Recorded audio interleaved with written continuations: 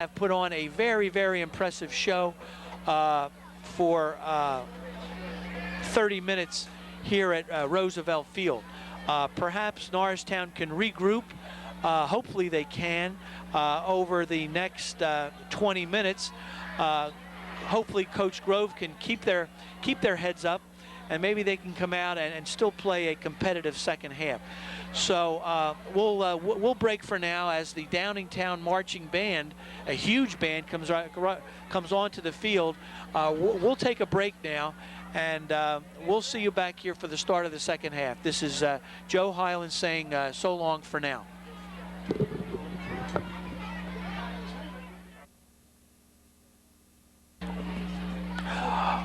All right, welcome back to the second half of tonight's game between Downingtown and Norristown.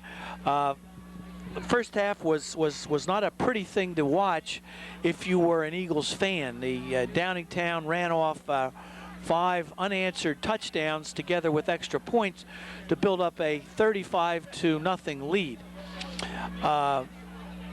Downingtown again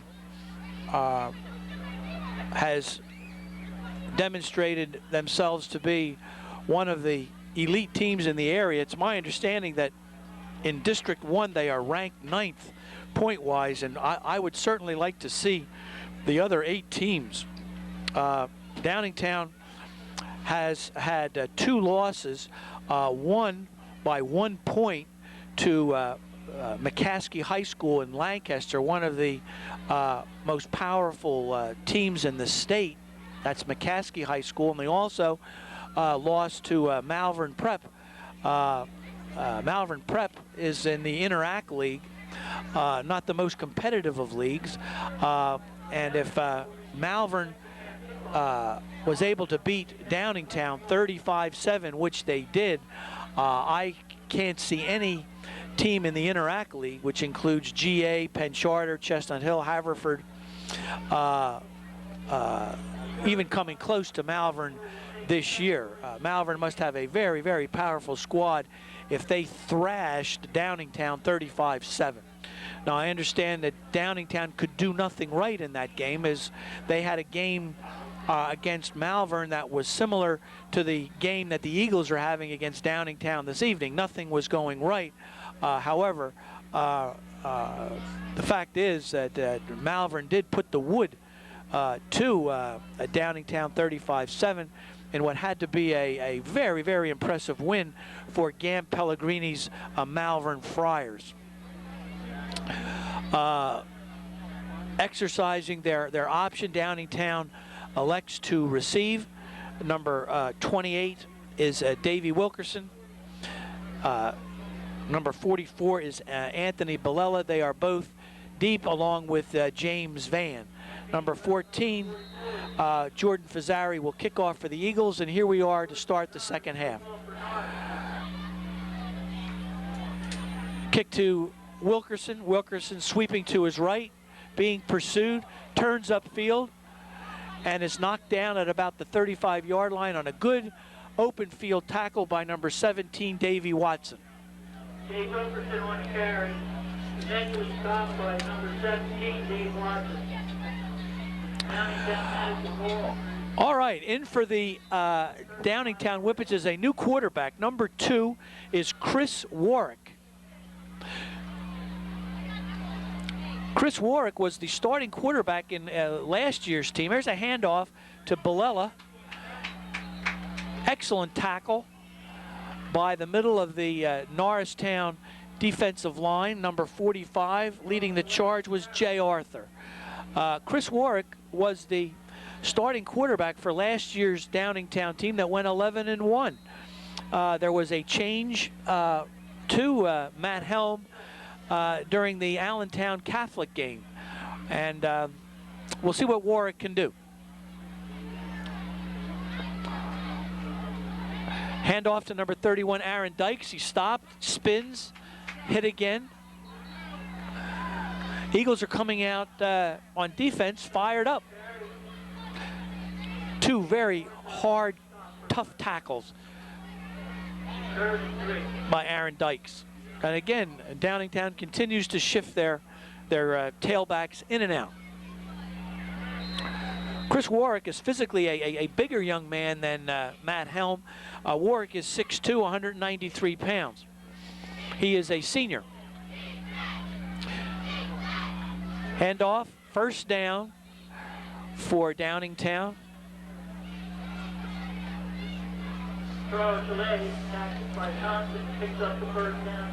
That was number 4, Charles Chalet, over the 45-yard line.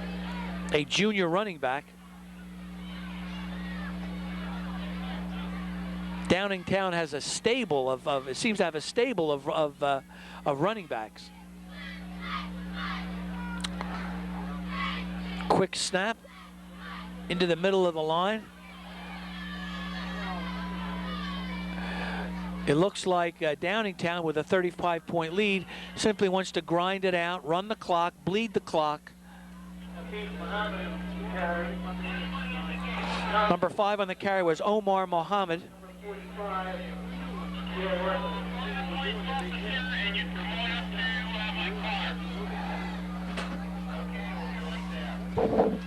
I formation. Warwick over the ball. Number 5, Mohammed, sweeping right. Boy, he's fast. Picked up at least 7 yards on a sweep over the right side. In on the tackle was number 40, Danny Lester, and number 5, Blaine Pierce. 3rd and 1. 3rd down, 1 yard to go. 8 minutes, 41 seconds left to play. Here's that turtle formation again. Interesting. Handoff to Aaron Dykes, plunges ahead, sheds 1 tackler, 2 tacklers, met by Danny Lester. Playing a tough game for Norristown is Danny Lester, the 180-pound junior.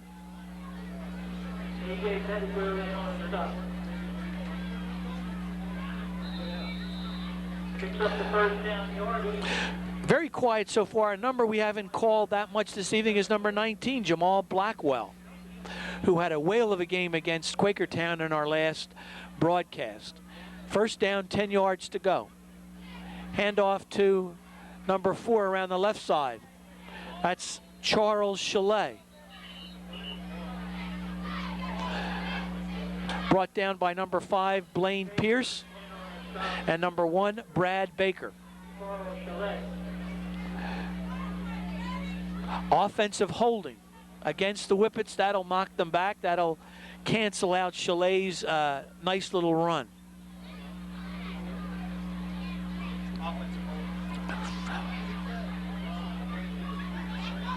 That'll cost the Whippets 10 yards.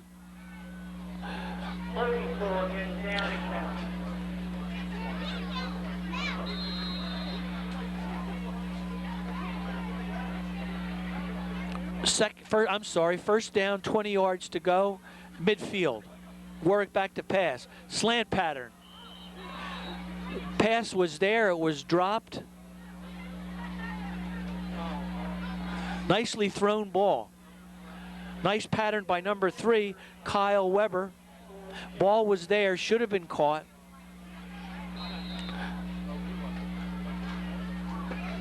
Warwick showed very nice technique, very nice form.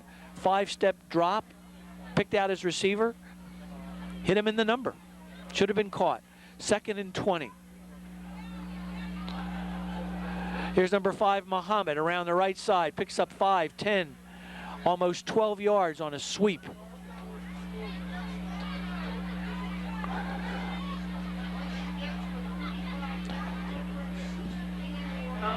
A punishing ground attack being exhibited or demonstrated by the Downingtown Whippets. The word relentless comes to mind.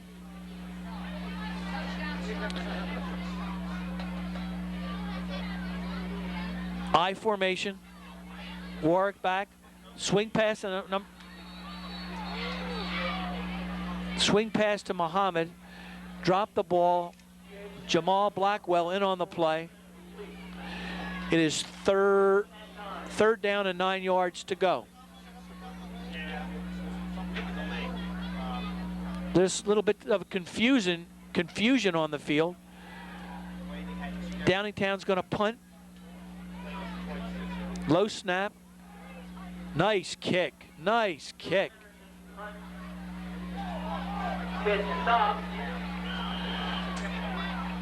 Nice play to save that ball from going into the end zone by a whip it downfield. That was number 15, Jim Gerlach, a sophomore wide receiver, sprinted downfield, prevented the ball from going into the end zone, pinning Norristown at its own 4-yard line.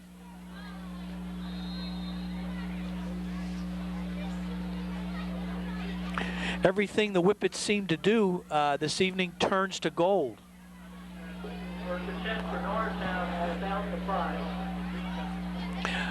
All right, here's number 13, Ryan Blake. Single setback is James Jacobs. Handoff to Jacobs into the middle of the line. Brought down by, among other people, Chris Tagey, their middle linebacker.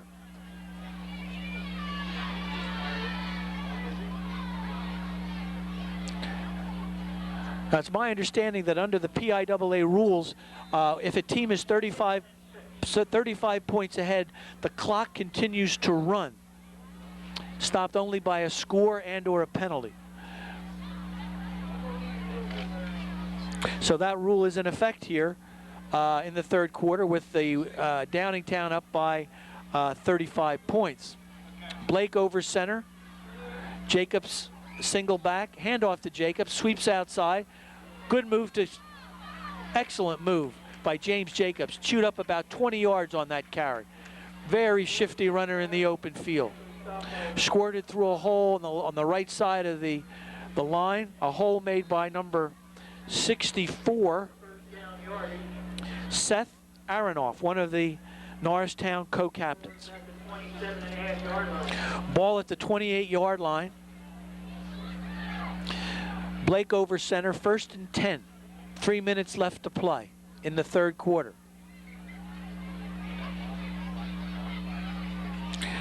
There's a handoff to number 32, I believe, Jason Thompson.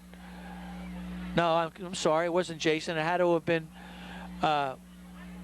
James Jacobs. It was James Jacobs, I'm sorry. Jacobs wears 22, number 32. Jason Thompson wears number 32. 2nd and 8. Thompson's coming out. Might have been dinged a little bit. Nothing serious. Trots off on his own steam.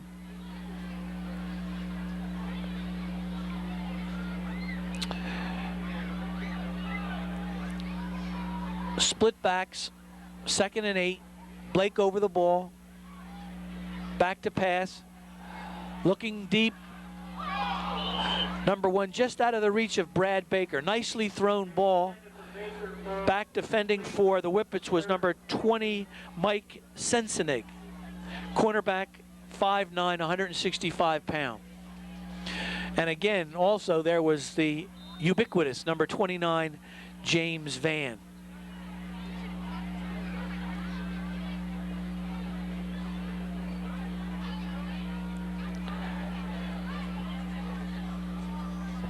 I can't see the play. 3rd down, 8 yards to go. Ball on the 30-yard line. Here's nice pass. 1st down and more. Number 5. Number 5 for the Eagles is Blaine Pierce. A well-conceived play. Nicely done. Nicely done. They set up a screen on the left side. Blake looked to his right, turned, threw to his left. Blocking screen was there, and number 5, Blaine Pierce, took advantage of it, getting the Eagles a 1st down, advancing the ball to midfield where it'll be 1st down and 10 yards to go. A minute left to play in the third quarter.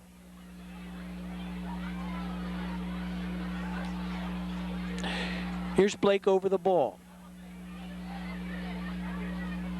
I formation. Handoff to Jacobs over the left side.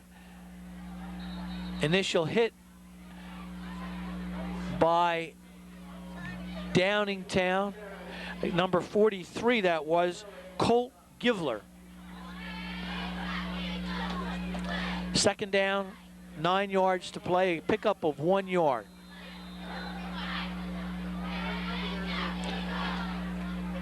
Here comes Blake in with the play. Ball just over midfield on the Downingtown 49-yard line.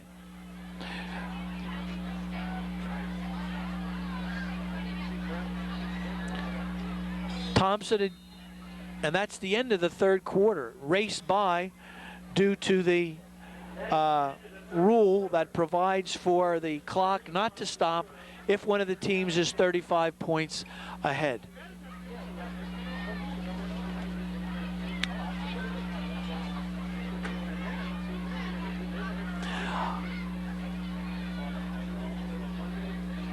It's a rule that the clock running rule may be offensive to football purists, but again, this is high school football, and there's no need to prolong the agony of a team that's being thrashed by 35 points. I have no problem with the rule. I think it's a good rule. Games like this, when games tend to get sloppy, that's when the young men can get hurt.